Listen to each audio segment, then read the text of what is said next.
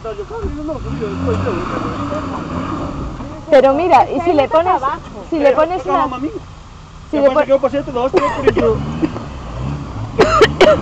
¿Y si empujamos estas piedras? Si le pones una piedra justo ahí. Ve tú, habla con Juan.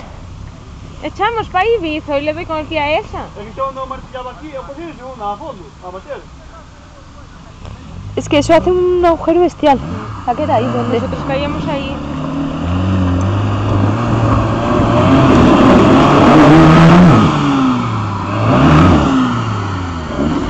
¡Me cago en tu prima! Me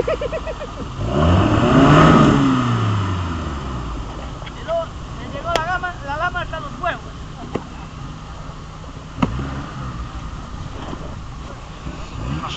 ¡Para, para!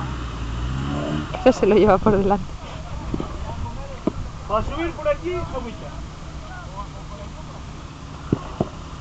Yo no sé dónde lleva los pájaros. Dale a ver si fallas esta pedra.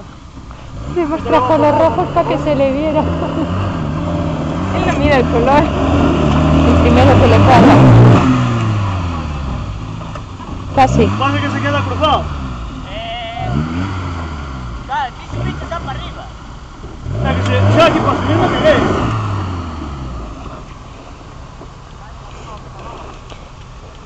¿Vas a salir en el vídeo? No, mira, estiramos o cable hasta me veas y la unha linga despois.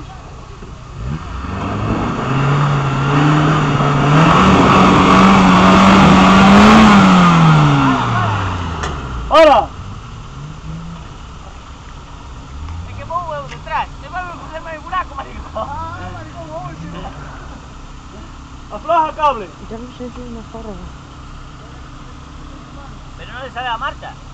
Subir. Es que si el cable se suelta vamos a llevar un golpe. Aquí está jodido, epa.